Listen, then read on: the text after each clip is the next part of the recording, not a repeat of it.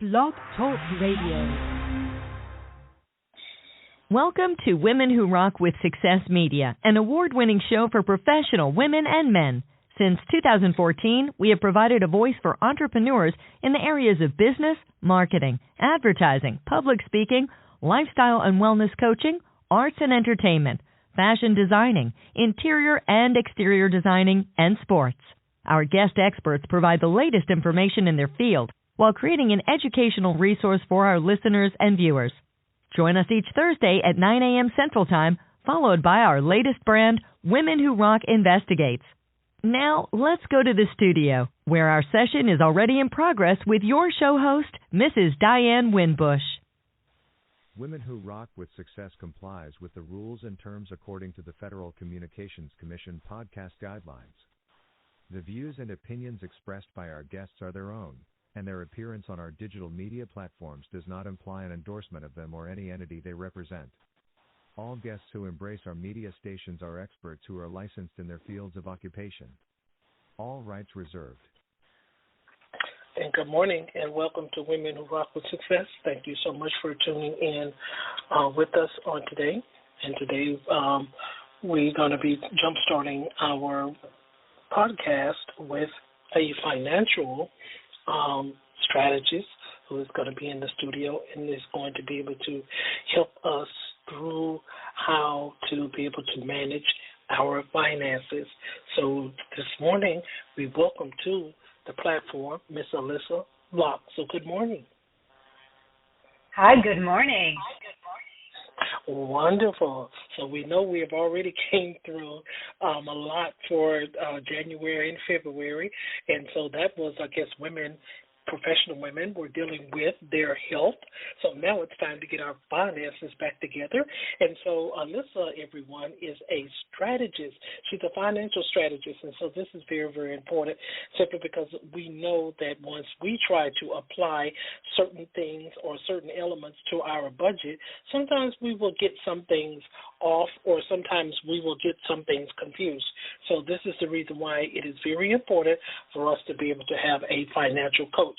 So first of all, Alyssa, tell us a little bit about you and why you got into the financial coaching arena. Sure, I'd be happy to. So yes, I am a financial coach. My business is called Your Money Mama. And I became a financial coach because of my own personal challenges with money.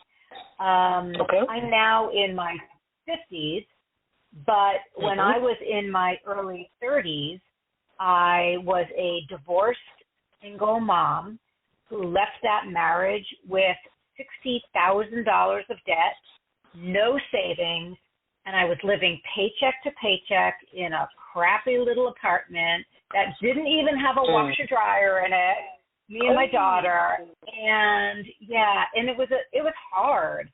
And I remember laying awake at night, staring at the ceiling, going, how did I get myself in this predicament? Like, I knew better, right? Like, I knew to avoid debt. I knew to save money. Fundamentally, I knew what I should be doing, but I couldn't do it.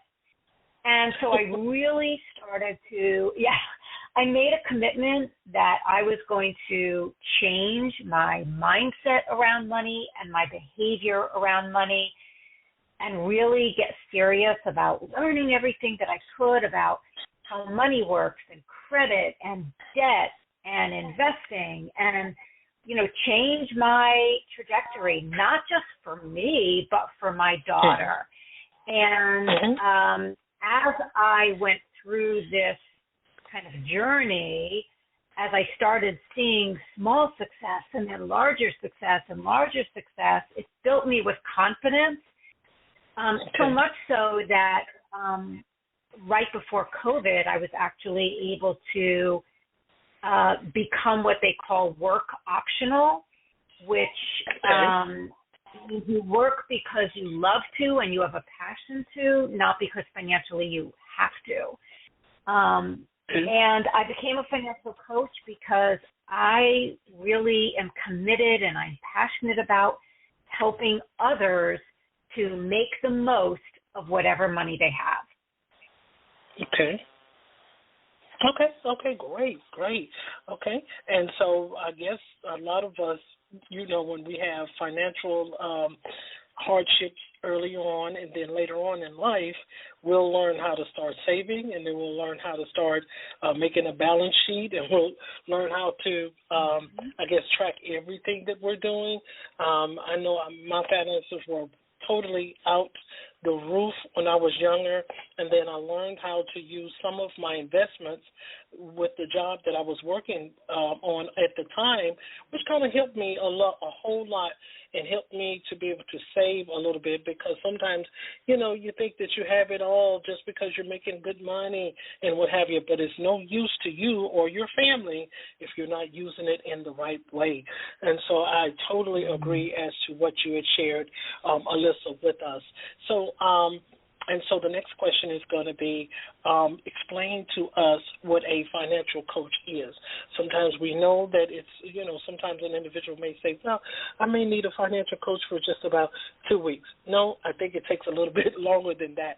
And so I had to have someone to help me in regards to that.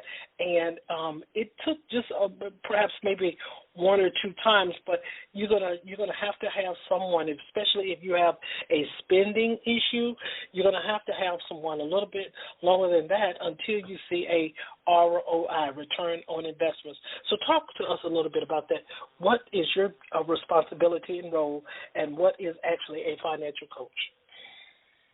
Well, I'm so glad you asked this question. It's probably the question that I get asked the most, because a lot of people haven't heard of a financial coach. They think I'm a financial advisor or, something like that. And I will tell you that earlier in my career, I was in the insurance and financial services industry, so I had all of the, designations in order to be able to help people with investing.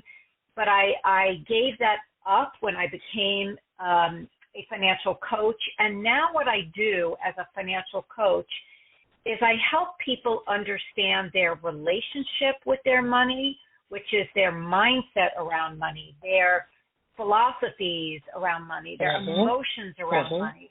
It's the stories or the messages that they heard growing up around money. Basically, it's why you do what you do with your money. Right.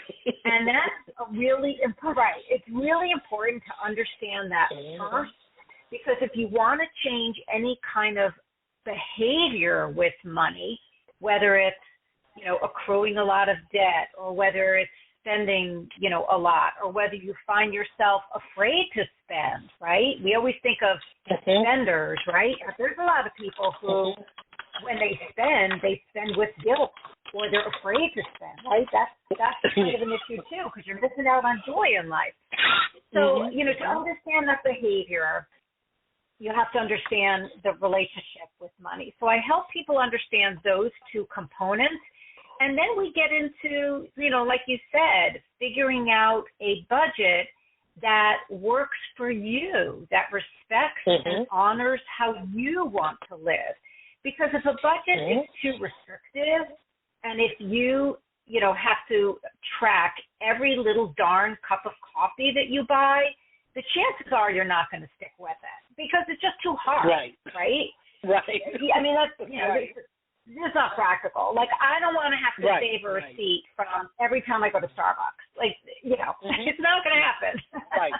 That's right. So I do, and look, I know that it's not sustainable for me or most people to say, I'm never going to go to TJ Maxx and buy myself some new shirts. Like, I'm never going to get my nails done. Like, it's not practical, right? Right. That's so we have to figure out a money management system that helps us reach our money goals, but also allows us to, enjoy some small luxuries in life, that nurtures our soul and enables us to keep going. And so, like you said, it takes a while. I use the analogy very often that a financial coach is like a personal trainer, except we work with your money and not your body. So think of it this way. If you wanted to maybe lose weight or get in shape, inherently you know what to do, right? You got to eat less. You got to get your butt to the gym, right? Like, we know what to do, right? It's so hard to do because there's a million things that stand in the way, our time, our energy, our finances, like, right? So when we have a personal trainer, they help us because they hold us accountable. They support us. They cheer us on. They put together an exercise plan that's unique for us, right? And so you're able to get much better results by having a personal trainer by your side. So financial coach is the same thing. I'll hold you accountable to doing what you said you were going to do. I will develop a personalized kind of cash flow or money management plan for your life.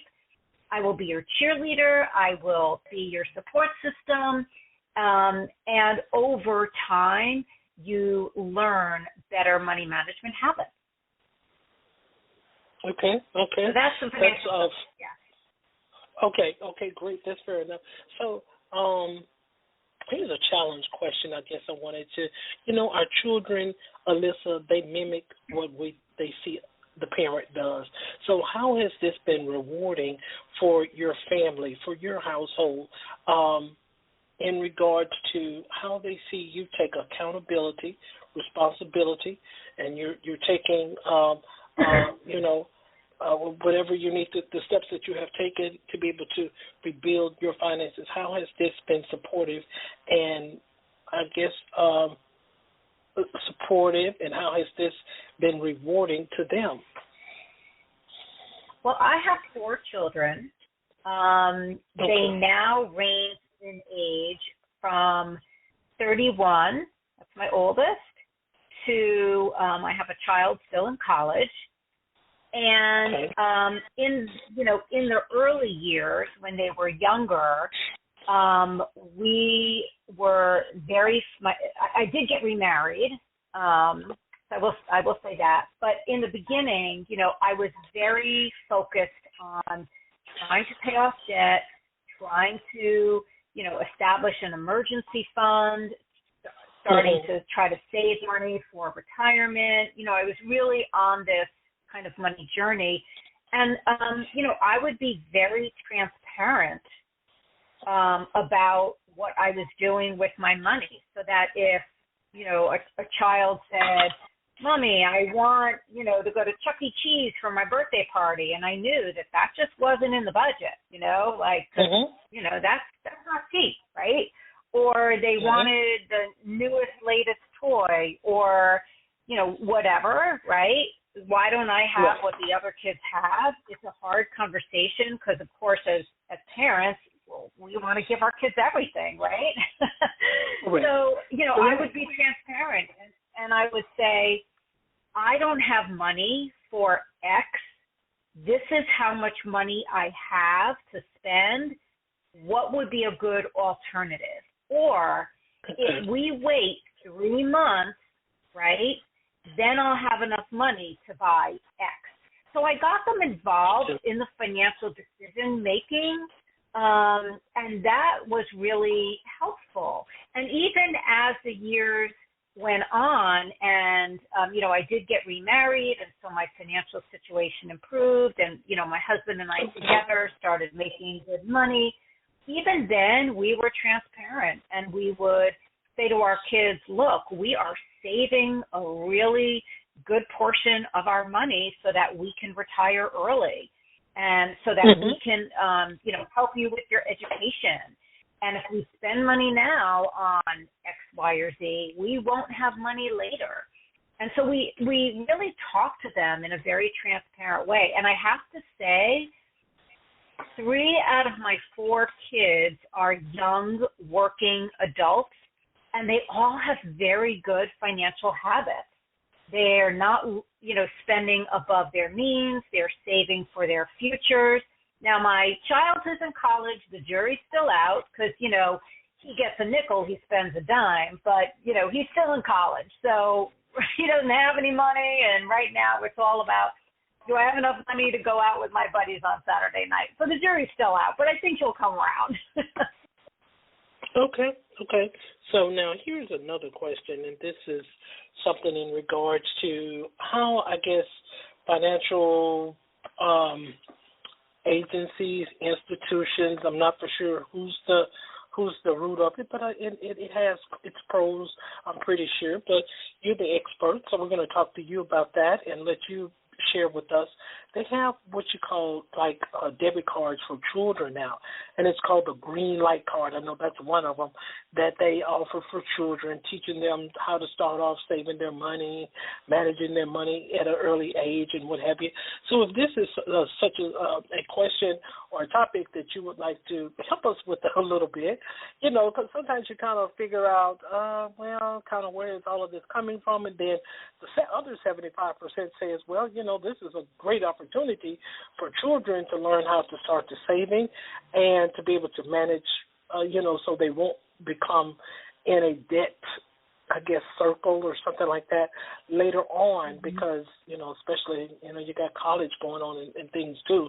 So that's enough said in all of itself. But I feel that the debit card is a positive initiative for children, but I would like for you to share with the audience a little bit about that and how children can be able to be successful in, signing up for, these types of debit cards where I think the parents also are attached to it as well, because they are looking for ways to help their children or train their children in money management as well.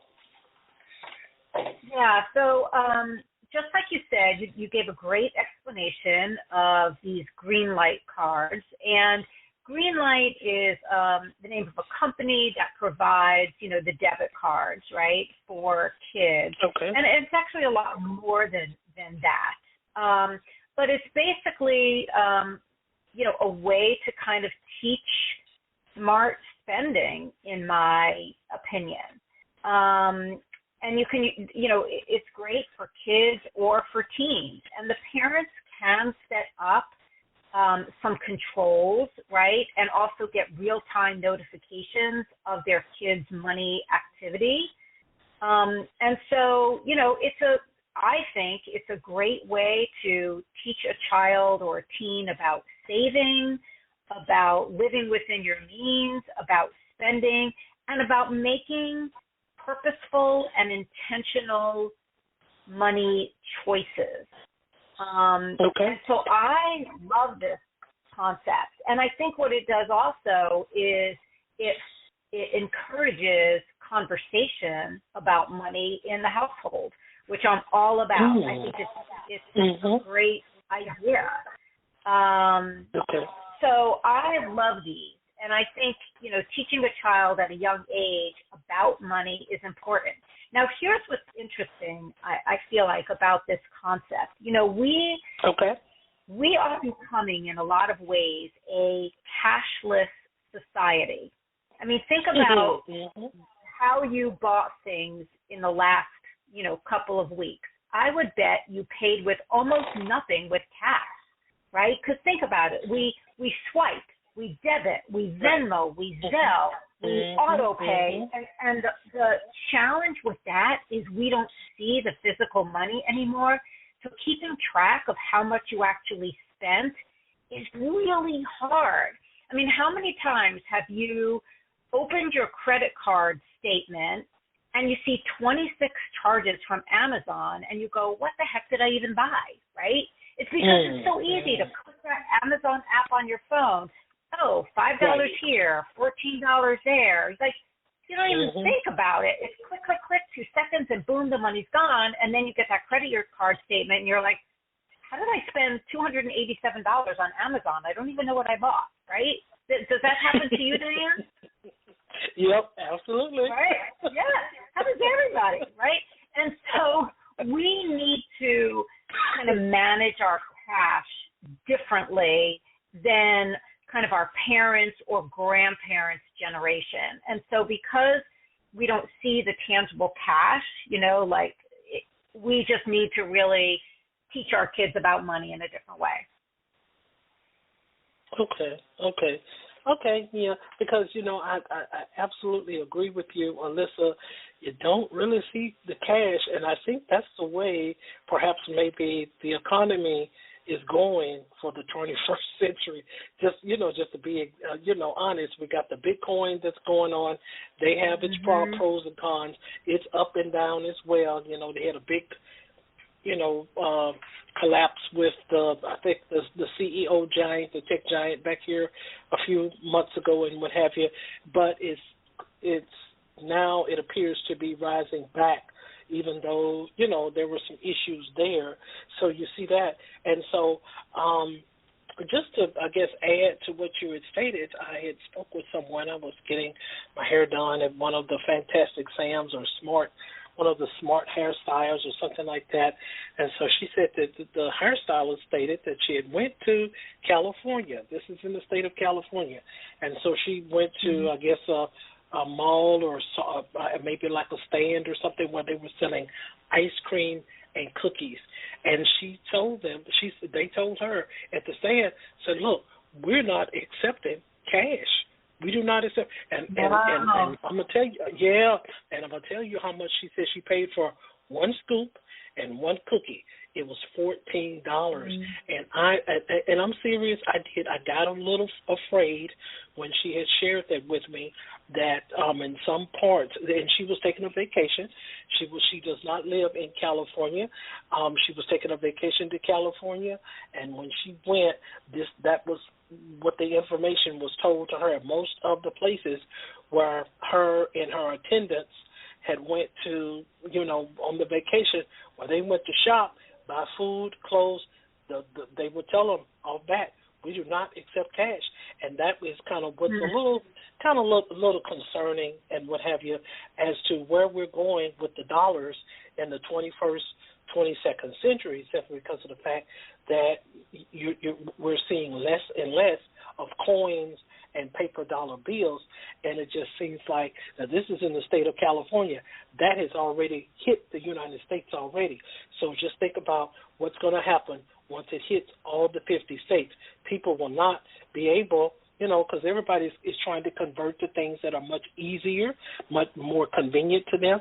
And so that's the reason why I think that, even individuals in your field of office is very, very important that, we go in there and we brush those skills up and still try to train and help people to be able to manage. Because you know what, Alyssa, just like you said, if you go in there and you buy something with Amazon or if you swipe with a card, it can be difficult to detect and manage what you have already spent. Just think what's going to happen once this filter, and I think this was like 2 years ago she had shared this with me. Just think about what's going to filter if this reaches all 50 states, that guess what? We won't have the dollar bill no more.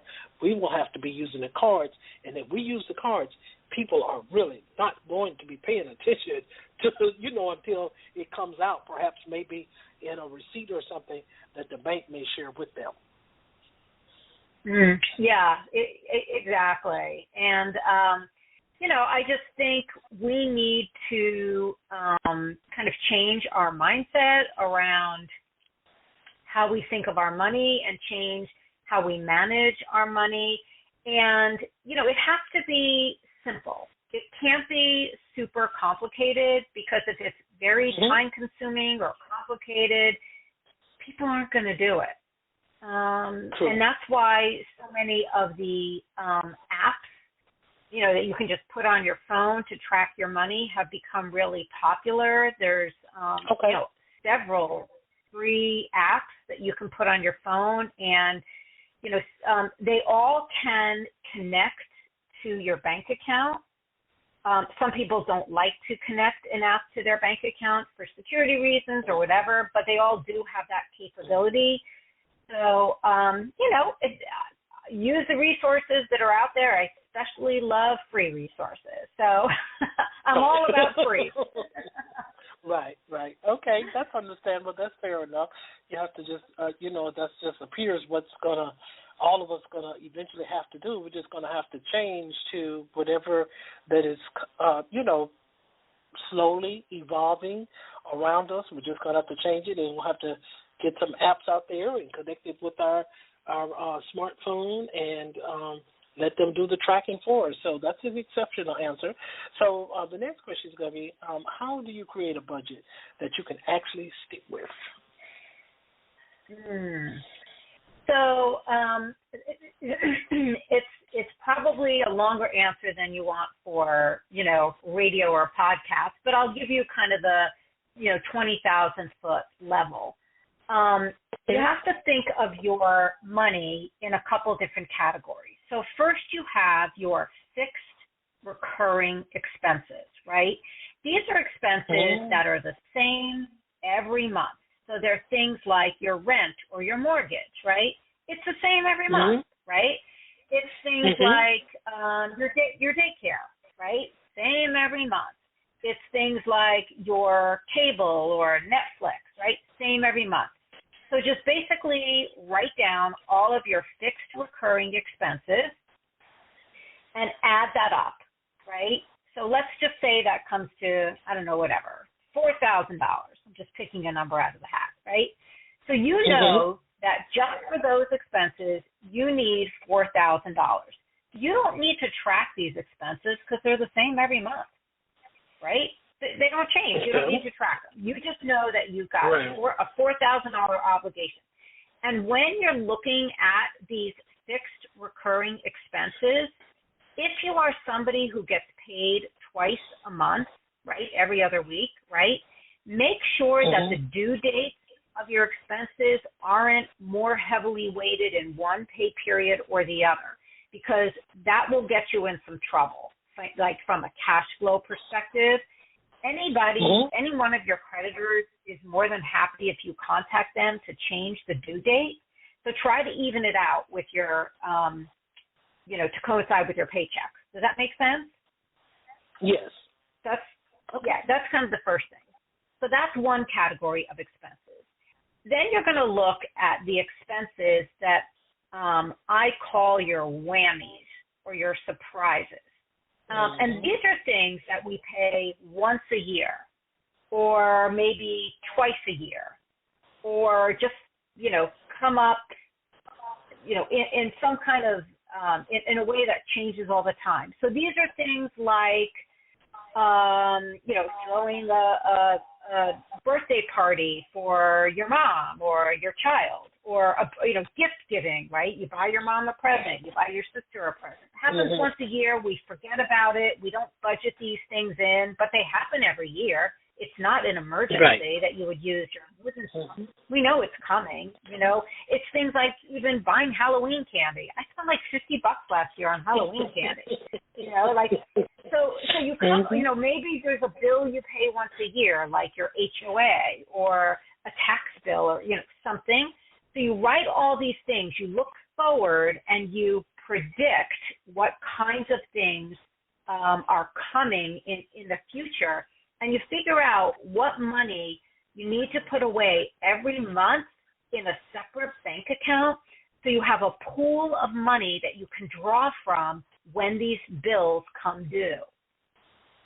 Okay? And then the third kind of pot of money is a pot of money for all your daily expenses, right? It's running to the grocery store. It's if you're a man, going to get going to the barber, right? It's maybe getting your nails done. It's putting $20 worth of gas in your tank, or whatever. These are like the little daily expenses, and this is the area that you have to track, because it's very easy to just say to yourself, it's only $10. I'm not going to worry about it. It's only $15. It's only, and before you turn around, like that credit card bill comes and you're like, oh my gosh, right? So with those expenses, I would use a debit card so you can really track what you're spending. And then the last category is just your savings, right? You got to save money, whether it's for an emergency fund or you're trying to save for something that you want to buy, or you want to put a deposit on a house or retirement or whatever. So those are kind of the four pots of money when you're building your budget.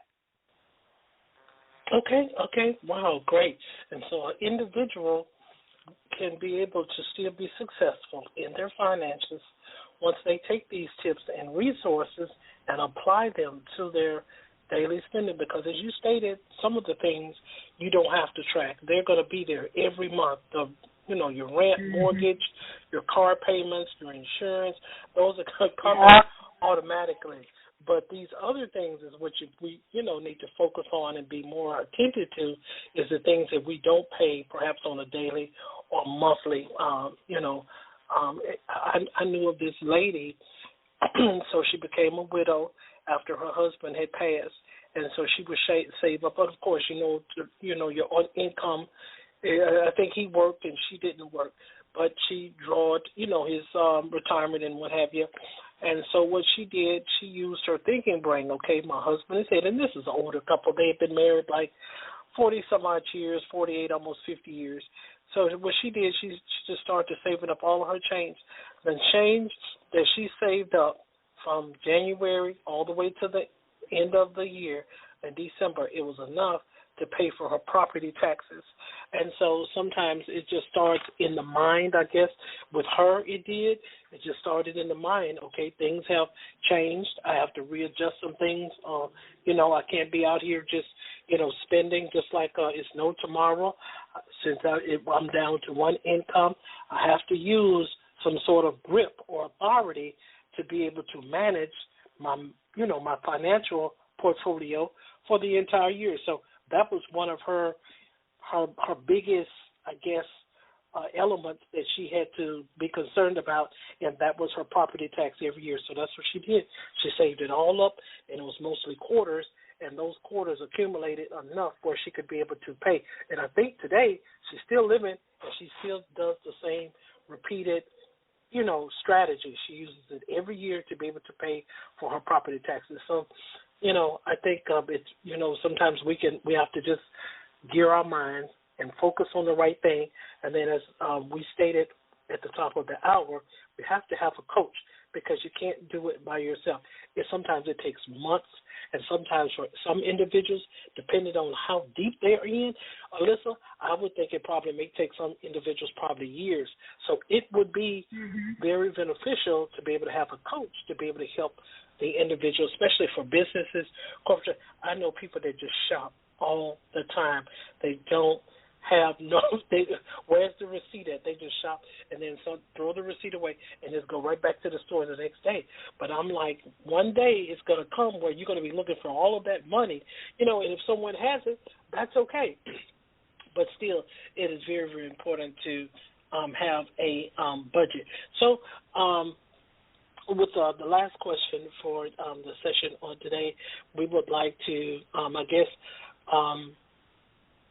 ask, how can an individual set goals? How can it, and even if they have a financial coach, they still have to set a goal too with the coach. So how can they be able to set goals and stick to it? So I like setting two sets of goals. One is the big goal, right, which is the dream, right? And it could be a big goal like I want to be able to buy a house, right? Or I want to be able to retire early, or I want to be able to retire at all, right? Like that's a big dream, a big goal, right? Yeah. And then there's a bunch of little goals, like I have $3,000 on my credit card. I want to be able to pay that off. Or I owe $12,000 on my car. I want to be able to pay that off. Or even I just want to be able to have enough money so I can buy my kids some new sneakers, right? Like whatever that small goal is, right? The big goal, sometimes people push to the side because it seems so big and so far away and like something they can never achieve that they push it to the side, and frankly, they feel like a failure, right? And so with that big goal, that's really important to break it down into small bite-sized chunks that you can achieve. So if your goal is you want to buy a house someday and you know that you're going to need, $25,000 in order to make that happen, say, okay, I want to be able to buy a house in 5 years. So that means I have to save $5,000 a year. So what that means is I need to save $600 a month, right? Okay. No, wait, that's not the right math. Whatever the math is, right? You break it down into a monthly goal, even though the goal is 5 years away. So that's important with that big goal, right? Because then it's achievable. With a small goal, you're basically going to do the same thing, right? Same process is kind of break it down, right? But the reason it's important to have kind of these two sets of goals, a small goal and a big goal, is that if you only have the big goal, it's so far away, sometimes it's hard to stick with it because it's just, it's that dream. Whereas a small goal, you're going to be able to achieve that pretty quickly, say within 6 months or within a year. And so what happens then is you become so much more financially confident because you've had a quick win. And then you say to yourself, oh, my God, I can do this. And by building that confidence, it will psychologically, kind of propel you forward. Okay, great. So, we want you to be able to connect with the audience, and we want the audience to be able to connect with you. You can be able to share with the audience now at this time your website, how they can be able to find you on social media. My website is Your Money Mama, and Mama is spelled M-A-M-A, Your Money Mama. And that's how I show up on Facebook and Instagram, Your Money Mama. So they can find me under that, in all of my social media and my website. And I'd love to connect with people. Okay, great. Alyssa, we have appreciated all of the resources that you provided for us on today. We thank you so much for being our guest, and thank you for being with us. And so, listeners, you meet us back here next Thursday at 9 o'clock a.m. for our next session of Women Who Rock with Success Media. Thank you once again for being with us today. Thank you. I had a blast.